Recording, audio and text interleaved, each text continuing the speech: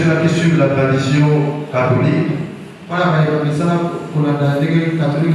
semaine est appelée la semaine sainte.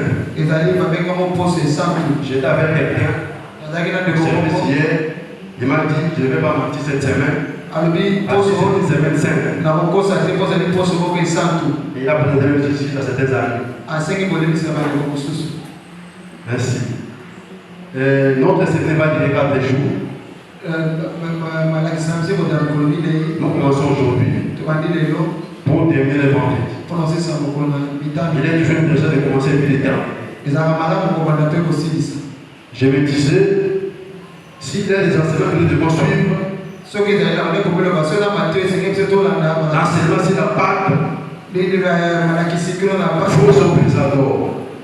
faux présenteurs a son importance.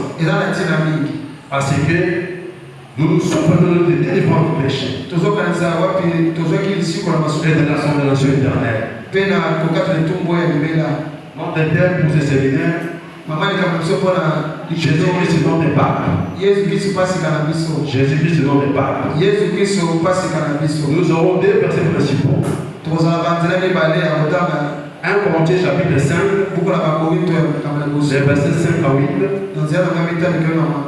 Et puis, tous les livres, le chapitre 12e d'Exode. Le chapitre 12. Donc aujourd'hui, on va commencer par 1 Corinthiens chapitre 5, verset 7 à 8.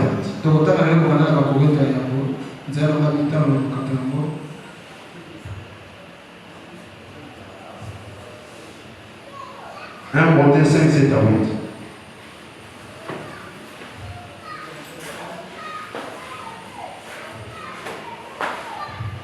1 Corinthiens 5, 7 à 8.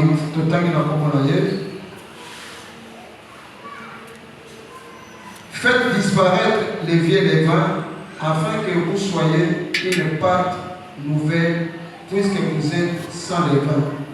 Car Christ, notre Pâque, a été immolé. Célébrons donc la fête, non avec du vieux levain, non avec un levain de malice et de méchanceté, mais avec le pain sans levain de la pureté et de la vérité. Parole du Seigneur. Le plan de Dieu pour le salut de l'humanité a été conçu dès la fondation du monde pour sauver l'humanité de la condamnation éternelle par l'entremise de Jésus-Christ. Quand vous lisez Paul, et s'il présente aux Corinthiens, c'est vrai que vous êtes sauvés, mais vous devez vivre différemment la Pâque.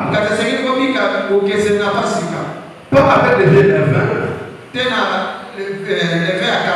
mais avec l'attitude nouvelle. Parce que Christ notre Pâque a été immolé. Christ notre Pâque a été sacrifié. Tout au long de notre enseignement, nous aurons deux points majeurs pour bien comprendre notre thème Christ notre Pâque. Le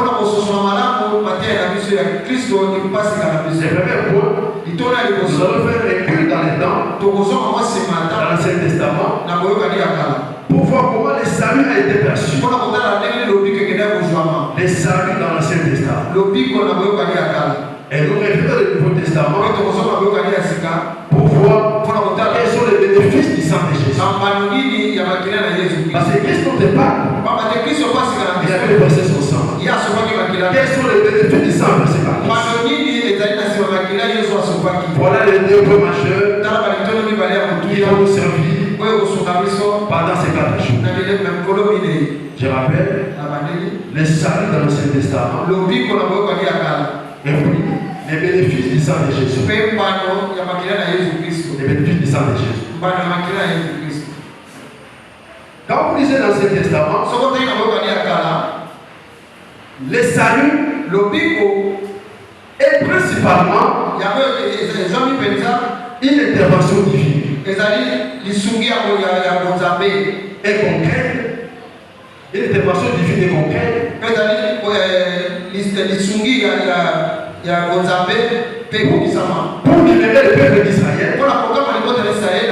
Un ya liboso de ses ennemis. Na bamuna na ye. De l'oppression. Ya mibale na kama ya mabe. Trois. Ya bisato. Du danger. Ya beba. Ya kama. Parce qu'il y avait dit au début. Na obaki ne bande libolo. Dieu ne commence pas les saluts au Nouveau Testament. Mais les saluts étaient conçus dès la fondation du monde. Quand on parle du salut dans l'Ancien Testament, Dieu vise d'abord la délivrance d'Israël de l'oppression de ses ennemis et puis de les tirer des dangers. C'est vrai que dans cette perspective, le salut est d'abord matériel, mais aussi est aussi spirituel.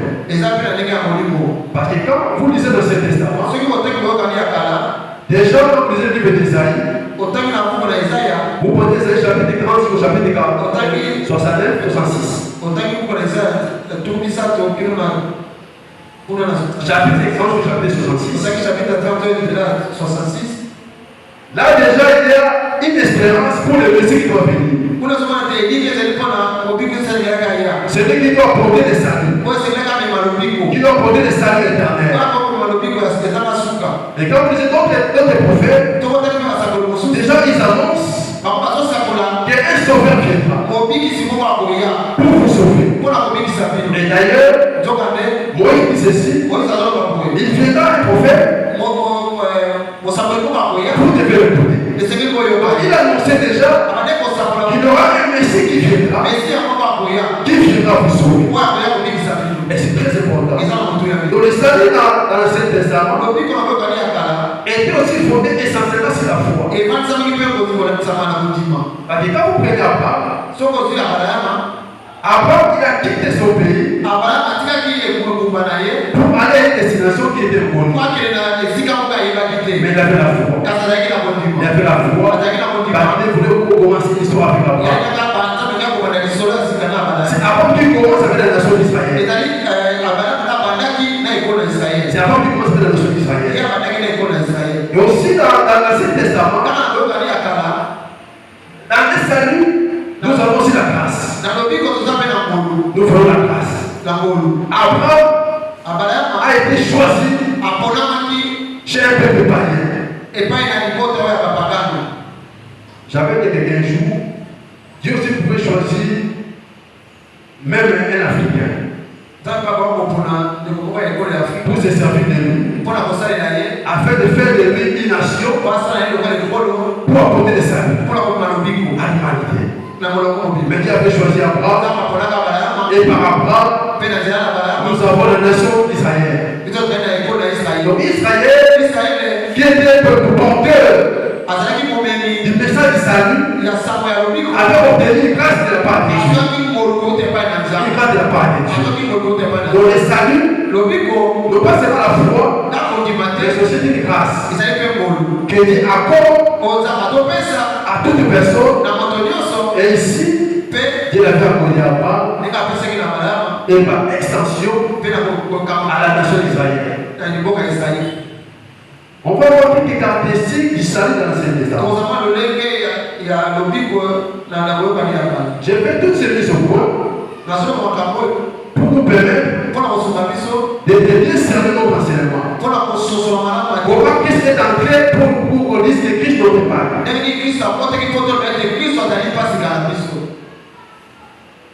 Dans l'Ancien Testament, la première caractéristique que j'avais dit au début,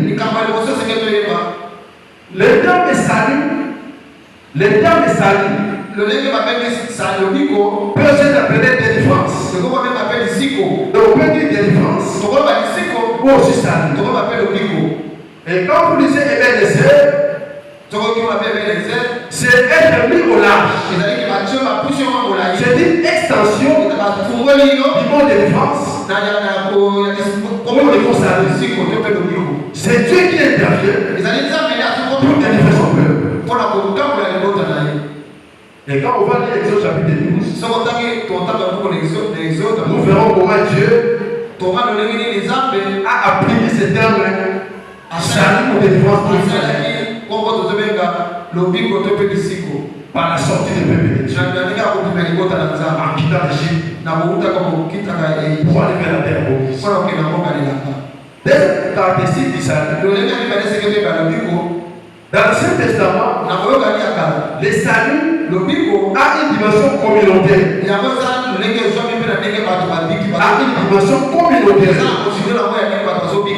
Ici, le salut dans l'Ancien Testament considéré essentiel dans la nation d'Israël. La nation d'Israël. C'est vrai que Dieu aussi peut sauver notre peuple. On avait fait le peuple de Ninive. Mais principalement, les saluts avaient une dimension communautaire. Une dimension communautaire. C'est vrai aussi que Dieu pouvait sauver certains individus. Mais d'abord la nation d'Israël. Mais Dieu aussi pouvait aussi sauver les familles, les foyers. Quand vous lisez Genèse chapitre 6, nous verrons que Dieu avait sauvé aussi une famille. C'était quelle famille? La famille de Noé. Il y avait 8 personnes qui étaient sauvées du déluge. Donc les saints dans l'Ancien Testament avaient une dimension communautaire. Plutôt individuelle. Parce que pour votre information, dans le Nouveau Testament, les saluts est d'abord individuel. Les saluts est individuel. Mais pour Israël, les saluts avaient une dimension communautaire. À tel enseigne que jusqu'au jour d'aujourd'hui, pour les Juifs qui ne sont pas sauvés, ils seront sauvés de manière communautaire. De manière communautaire. Ça, c'est selon le plan de Dieu. Et c'était ceux-là qui seront sauvés de manière isolée. Pour cette caractéristique, le salut dans l'Ancien Testament, tout comme dans le Nouveau Testament, les saluts dans l'Ancien Testament sont obtenus par la foi. Sont obtenus par la foi en Dieu dans ses promesses. Abraham avait cru la promesse de Dieu de quitter son pays et de nous donner un autre territoire où, dans ce territoire, il va fonder la nation d'Israël. Abraham avait cru dans cette promesse. Et Abraham était parti. Même Noé, il avait la foi. Pendant 120 ans, Noé avait bâti l'arche il avait foi que Dieu va sauver un peuple, un reste de peuple, afin que l'humanité puisse être perpétuée. La foi ne se repose pas sur les œuvres. Donc les saints ne se reposent pas sur les œuvres. Mais sur la foi. Quand le caractéristique de l'attente du Messie. L'attente du Messie. Il y a une pratique en Israël. Quand les gens pressent une table de juifs, si vous êtes 5 dans la maison, généralement, ils mettent 6 assiettes. La 6e assiette, c'est l'assiette du Messie. Donc c'est une pratique qu'ils font. C'est dans l'attente d'un sauveur qui viendra. Un sauveur qui viendra. À tel instant, comme c'est dans le Nouveau Testament, quand Jésus s'était né, il croyait, lui c'est sauveur qui s'attendait, il viendrait pour les délivrer des rois. Qui récemment, il est mort comme un figuier. Je vois les disciples ici dans le maïs. Il racontait les désespoirs pour dire quoi. Nous attendions un sauveur venu nous délivrer. Mais voilà, ça fait pratiquement 3 jours. Quelqu'un m'a appelé Jésus. Il est mort et il est parti. Et nous sommes toujours sur la question. Mais dis-moi, dans la pratique du juif, même pendant les enseignements des prophètes, et surtout Esaïe, il y avait l'attente du Messie. Le Messie viendra. Il accomplira les promesses que Dieu avait faites à David. Il régnera sur le trône de David. C'est lui qui nous dirigera. L'attente du Messie. Il viendra pour nous sauver. Nous ne vivons pas toujours dans le noir, encore dans les ténèbres, mais sa lumière va nous éclairer. Son royaume sera éternel. Ça, c'est l'attente du Messie. L'attente du Messie. C'est que par Messie, les saluts dans l'Ancien Testament est aussi obtenu par la grâce de Dieu. Par la grâce de Dieu. Parce qu'Abraham, comme j'avais dit, n'avait pas les mérites. Il est tiré de peuple païen, il venait d'Irak. Dieu lui a pris dans un peuple païen. Il voulait faire de lui la prémisse d'une nation qui va payer. Une nation qui n'existait pas auparavant. C'était une grâce. Même Noé, il a été choisi parmi plusieurs personnes qui vivent à cette époque-là. Il était déjà vieillard. Plus de 600 ans. Mais Dieu l'avait choisi afin que par lui, il puisse préserver un reste pour perpétuer la création en paix. Pour perpétuer la création en paix.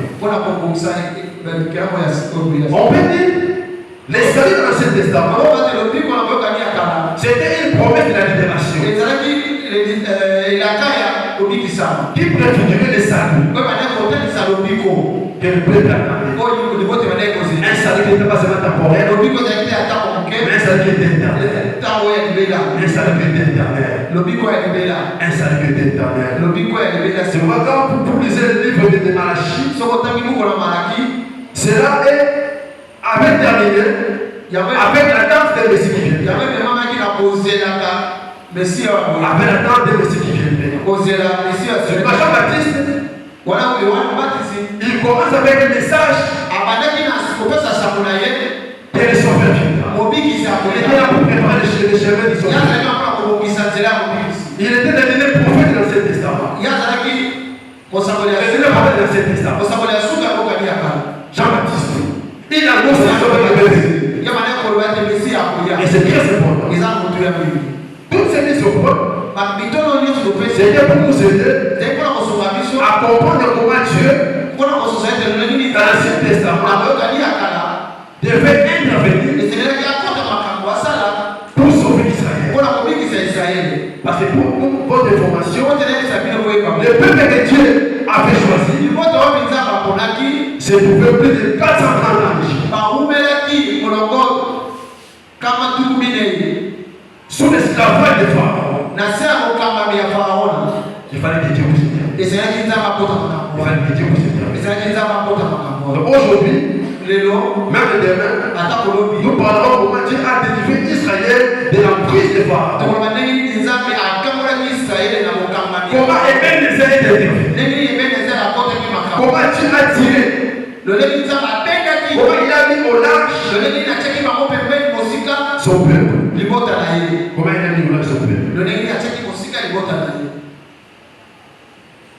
On va lire Exode chapitre 5, verset 1 à 2. Exode chapitre 5, verset 1 à 2. Ici, nous sommes dans les processus de développement du peuple d'Israël. Moïse et Aaron se rendit ensuite auprès de Pharaon et lui dit: ainsi parle l'Éternel, le Dieu d'Israël. Laisse aller mon peuple pour qu'il s'élève au désert une fête à mon honneur. Pharaon répondit, qui est l'Éternel pour que j'obéisse à sa voix en laissant aller Israël? Je ne connais point l'Éternel et je ne laisserai point aller Israël. Merci. Et si Dieu s'engage à délivrer son peuple, à apporter des saluts. Quand vous lisez Exode chapitre 3, Dieu rencontre Moïse et lui donne la mission d'aller délivrer Israël. Pour votre information, Moïse, il a vécu pendant 40 ans dans les palais royaux. En fait, Dieu les préparait. Après, c'est Moïse qui savoir tous les rouages du pouvoir. Moïse qui a appris toutes les sciences pharaoniques. Il connaissait toutes les sciences de l'Égypte. Il connaissait les voies du pouvoir. Il connaissait comment fonctionnait l'administration égyptienne. Mais c'est lui qui était choisi pour aller délivrer le peuple. Et qu'est-ce que Dieu a fait? Comme il ne savait pas parler, parce qu'il bégayait, Dieu avait pris Aaron. Dieu a dit à Moïse, je ferai de Aaron ton porte-parole. Aaron devenait comme un prophète. Mais toi, Moïse, je te fais Dieu. Donc quand Moïse s'est présenté devant Pharaon, il s'est présenté comme Dieu. Quand Aaron s'est présenté devant Moïse, il s'est présenté comme prophète.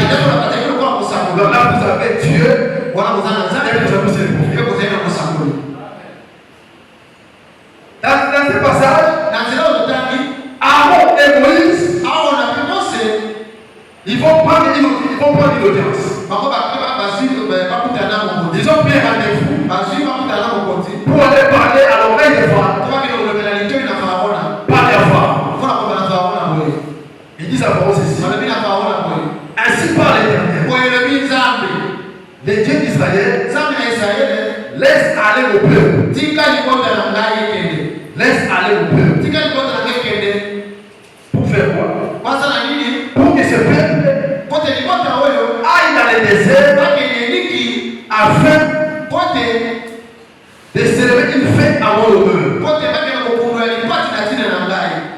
Dieu demande à Pharaon de laisser son peuple pour que ce peuple puisse partir avec à l'honneur de l'Éternel. Laissez partir le peuple de Dieu. Après, c'était pour Dieu. Je t'ai dit, Pharaon, laisse libérer mon peuple. Mais vous avez la réponse de Pharaon. Pharaon dit ceci. Qui est l'Éternel? Pour que je l'obéisse. Pour que j'écoute sa voix. Et que je laisse partir ce peuple. Je ne connais point l'Éternel. Et je ne laisserai point aller Israël. Dans les processus de délivrance d'Israël, la première partie pour aujourd'hui, nous verrons des grands moments. La confrontation entre Moïse et Aaron contre Pharaon. Et l'autre partie, nous verrons la confrontation entre l'Éternel et Dieu et les dieux égyptiens. Voilà le processus de défense de Dieu qu'il a fait pour le peuple choisi. Ici, Moïse affronte lui et Aaron. Pharaon dit ceci, je ne laisserai pas aller son peuple. Parce que moi, Pharaon, je ne connais pas Dieu. C'est une belle discipline. Il est passé pour l'Éternel. Parce que pour les Égyptiens, c'était un peuple polythéiste qui avait plusieurs dieux. Il parlait de l'Éternel Pharaon. Ça ne passe pas. Et quand on les rappelle. Parce que pour des formations, On est c'est bien où il va voter. les Égyptiens Avec avaient des corps de soleil. Les soleils étaient dessus. Ils avaient les liens comme les fleuves de Nil. Aussi, Pharaon aussi était Dieu. Demandez à Dieu de laisser partir notre peuple à former de ces dieux-là. Là, ça ne passait pas. Parce que si Pharaon acceptait cela, c'était une façon de se diminuer. C'était une façon de faire allégeance à ces dieux-là. Non. Pharaon dit ceci, j'ai le colon pour l'Éternel, et puis je le laisserai même partir ce peuple. Pharaon s'oppose au salut de Dieu. Il s'oppose au salut.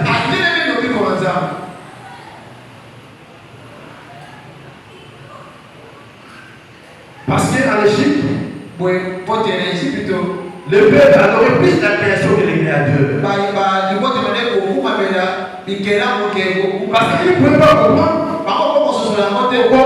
comment laisser le peuple juif pour qu'il puisse aller adorer les créateurs.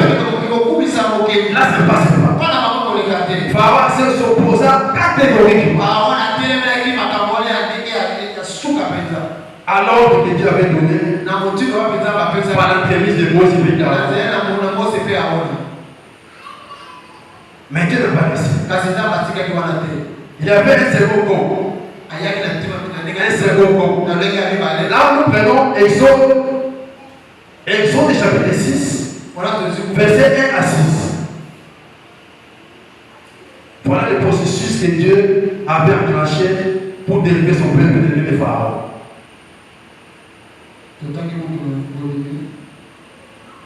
Exode 6, 1 à 6. L'Éternel dit à Moïse, tu verras maintenant ce que je ferai à Pharaon.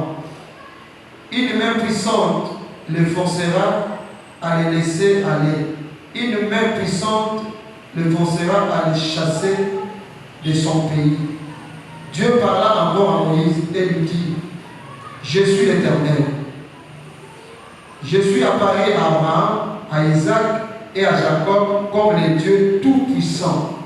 Mais je n'ai pas été connu sous mon nom. Sous mon nom, l'Éternel. J'ai aussi établi mon alliance avec Canaan, les pays de leur pèlerinage, dans lesquels ils ont séjourné. J'ai entendu les gémissements des enfants d'Israël que les Égyptiens tiennent dans la servitude, et je me suis souvenu de mon alliance. C'est pourquoi, dis aux enfants d'Israël, je suis l'Éternel, je vous affranchirai des travaux dont vous chargent les Égyptiens, je vous délivrerai de leur servitude, et je vous sauverai à bras étendus et par le grand jugement. Verset 6. Merci. C'est cet second épisode. Pharaon s'opposa à l'ordre de l'Éternel. Je pense que quand Moïse, à chaque épisode, à chaque étape de ce processus, certainement le peuple était informé.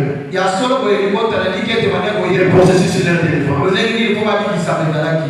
Dans cet épisode, Dieu vient consoler son peuple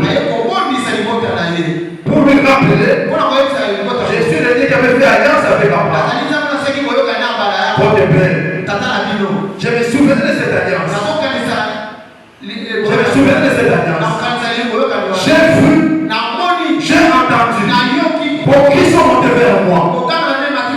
Moi, l'Éternel, je viens pour vous délivrer. Je viens pour vous délivrer.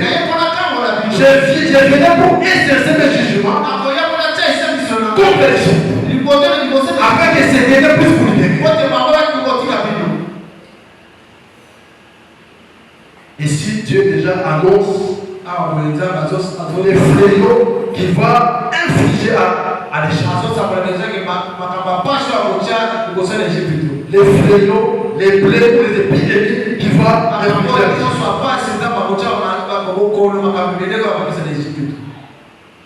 certainement, je pense que c'est par rapport pour aussi dire que la soquée, si jamais Dieu inflige ces plaies, moi aussi, je vais venger si son père. Je vais venger si son père.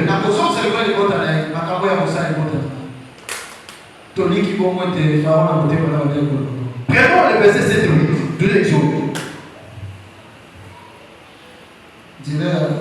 C'est oui. Je vous prendrai pour mon peuple, je serai votre Dieu, et vous saurez que c'est moi l'Éternel, votre Dieu, qui vous a affranchi des travaux dont vous charge les Égyptiens.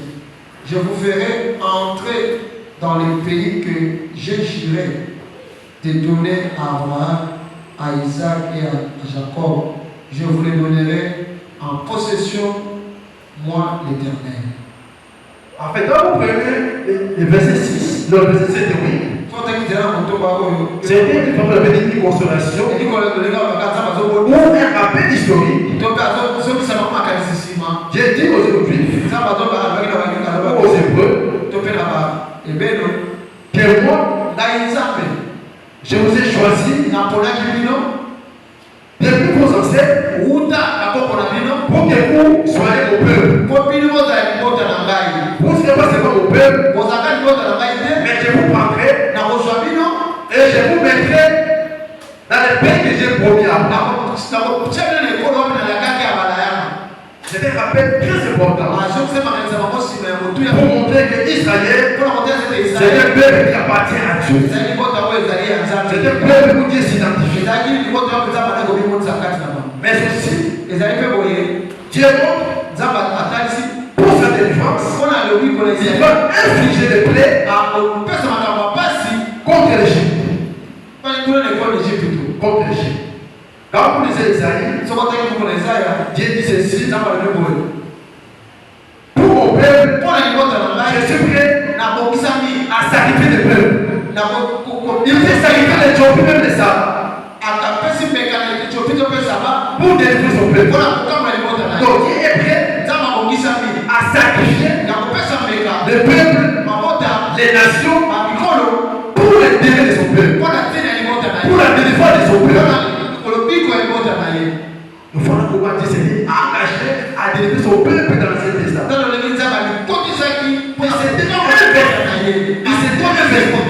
Je ne sais pas combien de temps avait pris.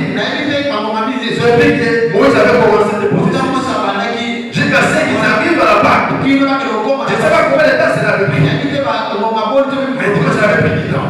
Cela avait pris du temps. Mais Dieu était à l'œuvre pour délivrer son peuple.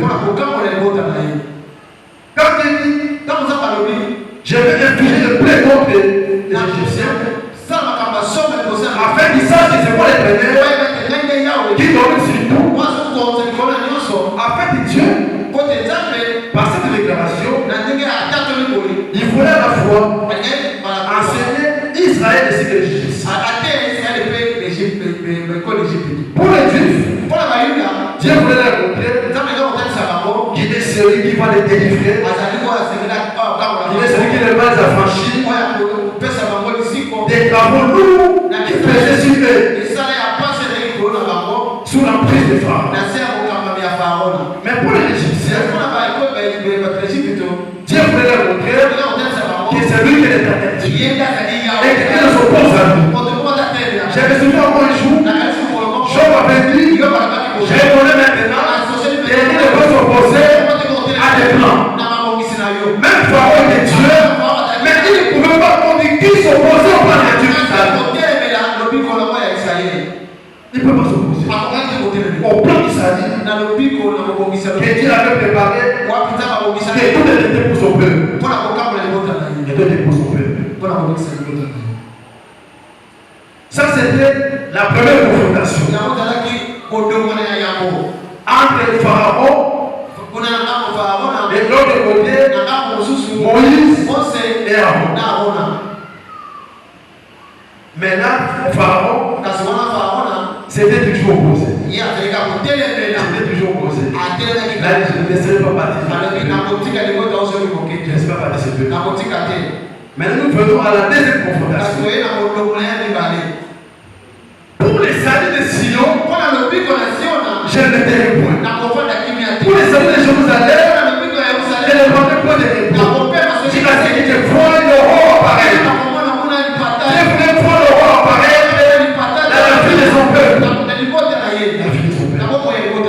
Maintenant, Dieu, dans cette seconde partie, il va s'opposer contre les deux Égyptiens. Il va s'opposer contre les deux Égyptiens.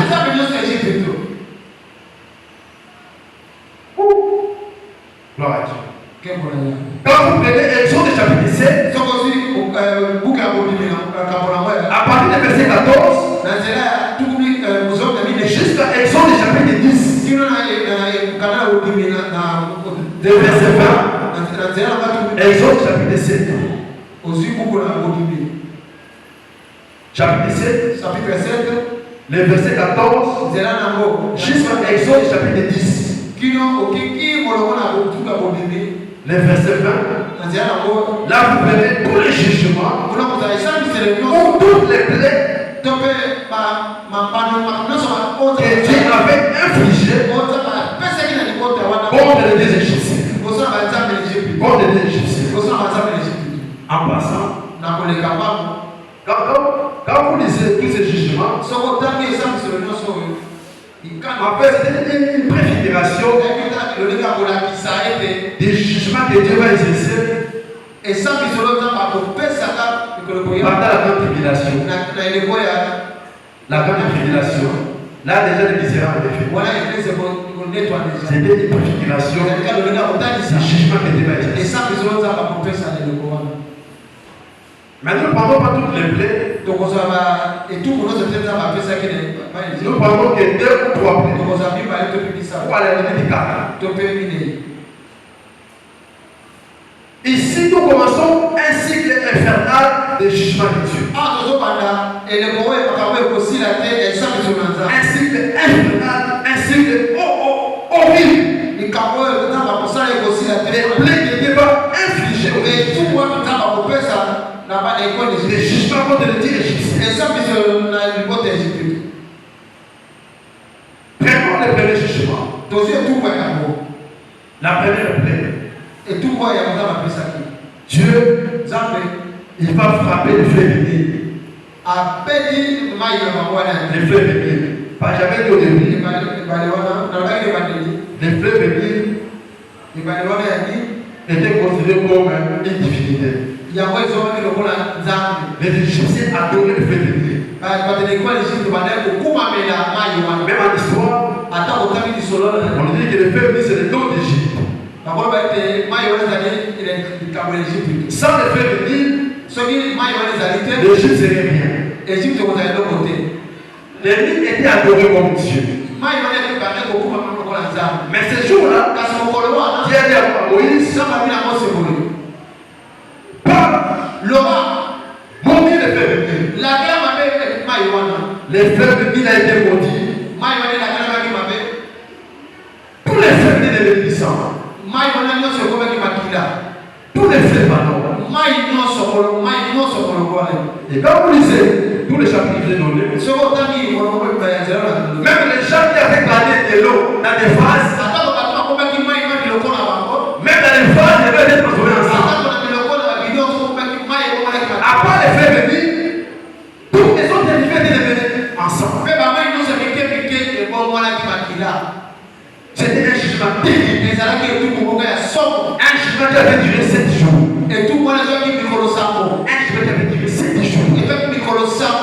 C'est certainement, il y a certaines personnes qui pouvaient en décéder. Parce que si vous avez besoin de l'eau, vous ne pouvez pas prendre du sang. Les Égyptiens ont souffert. Pendant 7 jours, leur Dieu a été frappé.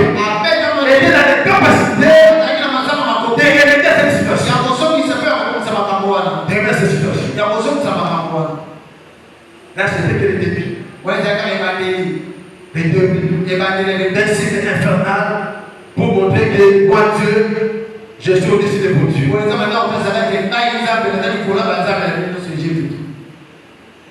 Incapable.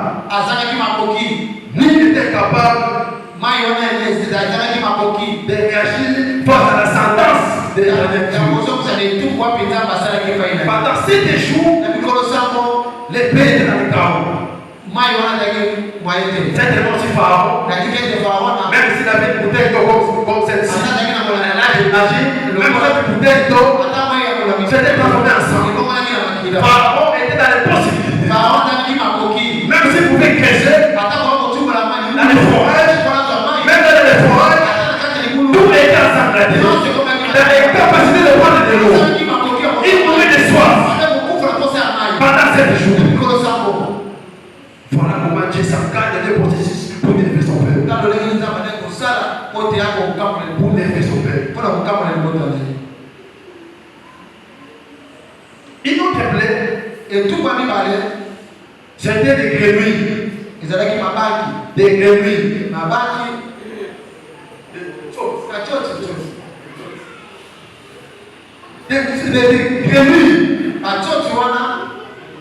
Dieu avait dit à Moïse, quand vous avez parlé, tous les pays d'Égypte étaient envahis par des grenouilles.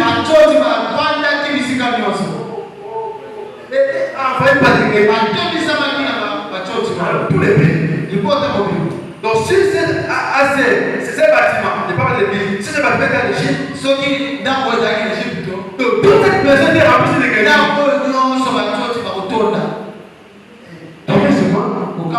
Même dans la nourriture, même dans la nourriture, ils sont utilisés les termes de bêtes. Donc là, ils prenaient la farine pour faire le pain. Même là aussi, il y avait des grenouilles. Donc ils étaient dans les possibilités même de manger. Il y avait une plaie où ils étaient couverts dans l'espace. Et ici, les fois possibles de la nourriture. Si tu habites dans des fours, même dans les fours, il y avait des grenouilles à l'intérieur. Il y a des possibilités de manger.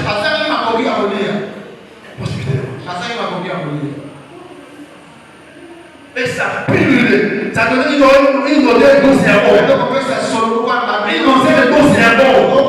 Tous les chiens étaient infestés. Après là, si tu as notre époque, il fallait appeler un service pour désinfecter. Il fallait appeler un service pour désinfecter. Les grenouilles n'étaient pas. Même dans les palais, voilà. Même au lit. Donc les Égyptiens ces jours-là, ils ne pouvaient pas dormir. Parce qu'ils devaient partager les lits avec les grenouilles.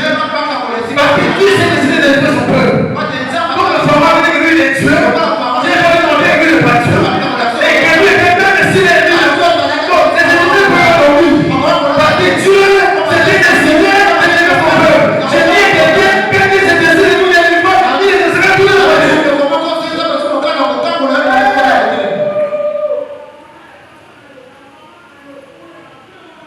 Parce que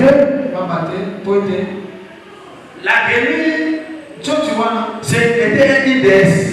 C'était la déesse de la fertilité. La déesse de la fertilité. Qui était incapable d'intervenir. Qui avait jeté le pauvre sur cette déesse. Le pauvre sur cette déesse. Qui était incapable d'agir.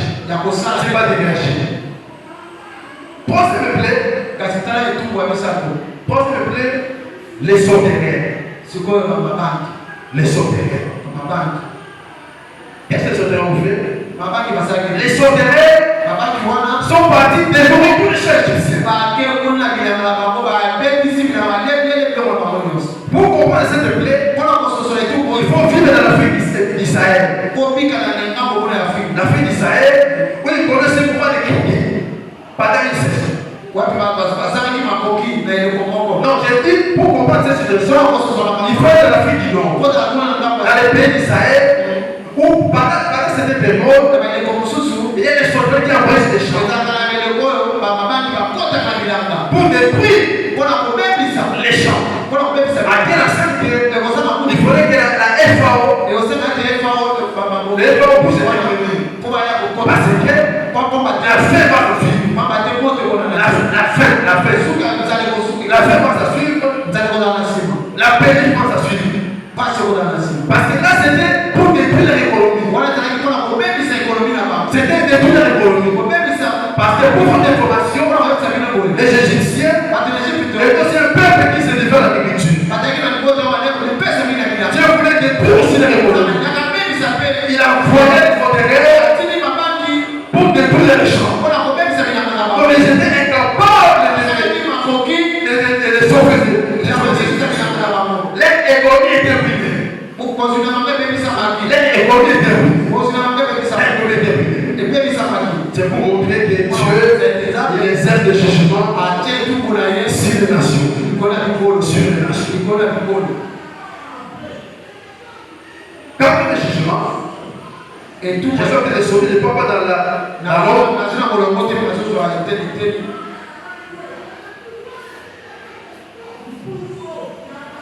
C'était un jugement où Dieu avait frappé les pays d'Égypte pendant 3 jours d'obscurité.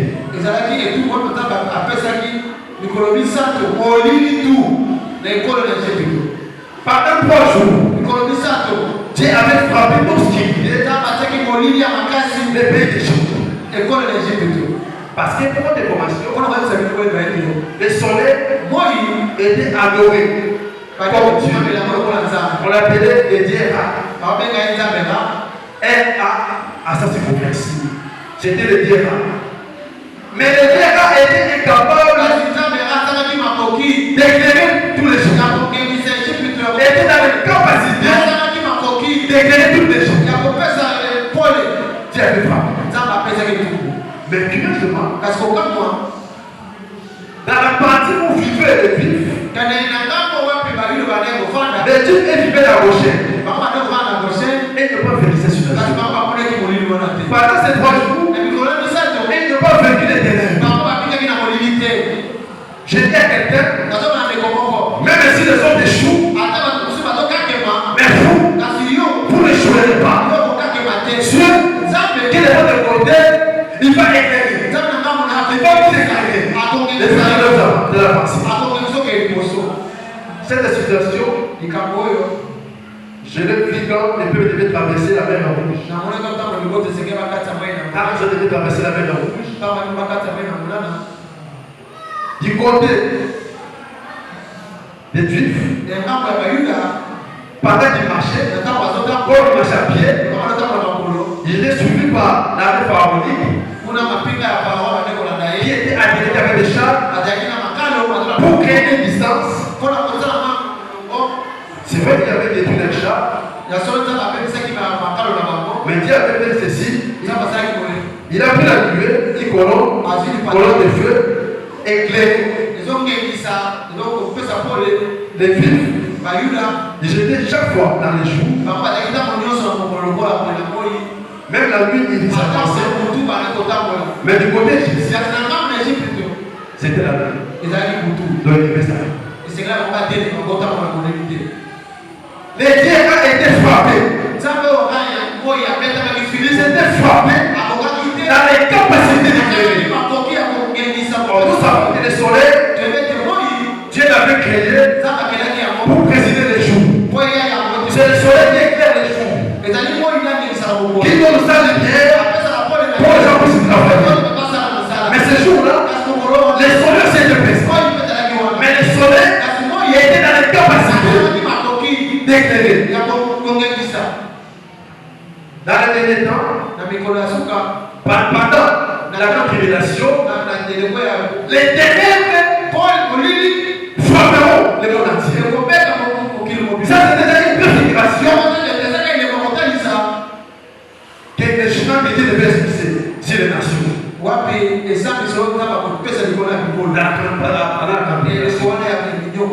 Dieu montre que c'est lui qui détient tout le pouvoir. En fait, ici je me suis arrêté pratiquement. Si vous prenez les autres blés, et la peine de me décider ici, J'ai ramassé les 9 plaies. J'ai laissé les 5 dégoûts à votre étude. Derrière, j'ai révélé sur la 10e plaie. Mais qu'est-ce qui annonce toutes ces plaies? Qu'est-ce que vous faites de comme leçon par rapport à toutes ces plaies? Première leçon, toutes ces plaies prouvent que Dieu est souverain. Toutes ces plaies infligées aux Égyptiens prouvent à suffisance que Dieu est souverain. Chaque plaie ciblait spécifiquement les divinités égyptiennes. Je répète, toutes ces plaies prouvaient à suffisance que Dieu est souverain. Parce que chaque plaie a donné spécifiquement les divinités égyptiennes. Ça, c'est la première leçon. Deuxième leçon, toutes ces plaies montraient la puissance des dieux égyptiens. La puissance des dieux égyptiens. Parce qu'ils avaient oublié qu'ils étaient en face de El Shaddai. Les dieux de toute suffisance. Les dieux de toute suffisance, El Shaddai. Les dieux égyptiens étaient impuissants face à toutes ces plaies. Ça, c'est la deuxième leçon. Troisième leçon, toutes ces plaies révèlent qu'il existe une justice qui est supérieure à la justice du monde. Donc il y avait une justice supérieure à celle des parents. Face à sa méchanceté, face à la dureté qu'il avait posée au peuple de Dieu, il avait une justice supérieure à la méchanceté. Je me souviens encore, Dieu avait utilisé le peuple babylonien pour infliger le jugement contre Israël. Mais le même Dieu, après que 60 ans étaient accomplis, Dieu va utiliser notre peuple. Il prend le peuple perse. Aujourd'hui, qui est le peuple iranien, pour exercer le jugement contre les Babyloniens. Il ne pourra pas vous prendre Exaïe chapitre 54, verset 17. Tout dans le projet contre toi, c'est pas quoi? Ça va dire le fait. C'est ça, tout dans ce contexte. Les peuples babyloniens croyaient qu'ils pouvaient exercer après le jugement sur Israël. Ça veut pas raison, c'est ça qui était fini. Parce que les 70 étaient expliqués. Le peuple devait être libéré. Quatrième leçon, toutes ces plaies prouvent que Dieu, il était celui qui avait protégé son peuple. Parce que pendant que toutes ces plaies étaient infligées à l'Égypte, à Goshen, ils étaient dans les gardes. Ils avaient la quiétude. Déjà, c'était la prémisse de leur délivrance. La prémisse de leur délivrance. Les Hébreux étaient épargnés de toutes ces plaies. La cinquième leçon, toutes ces plaies ont constitué un moyen que Dieu avait utilisé pour libérer son peuple. C'est pourquoi on va lire déjà demain. On va s'appeler Exode chapitre 12. Exode qui signifie voyage, parti, sorti. Il devait sortir de l'esclavage. Toutes ces plaies Mais tout le monde constituait un moyen que Dieu avait utilisé pour permettre à son peuple de quitter l'Égypte après 430 ans de souffrance. Après que ce peuple ait beaucoup pleuré, Dieu va exercer la dernière plaie. La dernière plaie. Demain, nous allons revenir sur la dernière plaie. On appelle la 10e plaie. Comme les gens disent à l'égard, ils disent que c'est là le Congo, c'est Dieu va exercer la dernière plaie. Jusqu'à là, malgré toutes ces plaies, Pharaon était resté sur sa position. Parce qu'il y a certaines plaies où ces magiciens avaient essayé de multiplier. Mais d'autres plaies, il n'y avait pas pu. Parce qu'il y avait aussi d'autres plaies qui étaient avec famille des firons partout. Des firons, des limons partout. Les magiciens de Pharaon étaient capables de singer cette parce qu'elles étaient formées de ces firons. Ils étaient malades. Et il y avait aussi des plaies où il y avait des poux. Il y avait des poux dans le corps de tout le monde. Ils étaient capables de se faire. Pharaon avait toujours gardé sa position. Pour dire, comme nous avons dit dans Exode chapitre 5, les versets 4 à 2, qui est l'éternel, il est qui? Pour que moi je obéisse à voix. D'ailleurs, moi, Pharaon, je ne connais pas l'éternel. Je ne vous laisserai pas partir. Jusque-là, Pharaon, il était dans sa zone de confort. Il était dans sa zone de confort. Il se croyait être devenu le maître de tout. Mais il ne savait pas ce qui était préparé. Il ne savait pas ce qui était préparé. Ça, c'est Dieu avait montré seulement que c'est Dieu était capable. Ils sont capables. Ils sont capables. Demain, on va revenir sur la 10e plaie.